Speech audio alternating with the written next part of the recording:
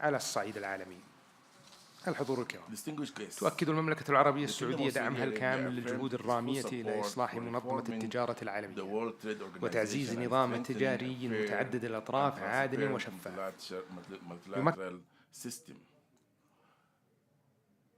يمكن كافة الدول من الانخراط بفاعلية في الاقتصاد العالمي ويحقق العدالة بين الدول الأعضاء.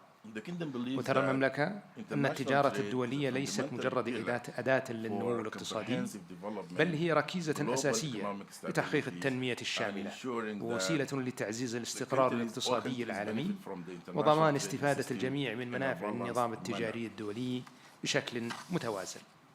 وفي هذا السياق وانسجاما مع مستهدفات رؤية السعودية 2030 تستمر المملكة بتطوير الأطر التنفيذية التي تشجع الاستثمار المسؤول في مختلف القطاعات بما في ذلك السياحة والتكنولوجيا والبنية التحتية المستدامة وتعزيز التصنيع المستدام من خلال تسخير الموارد المحلية وتعزيز فاعليتها وجذب الاستثمارات النوعية المتوافقة مع أهداف التنمية المستدامة.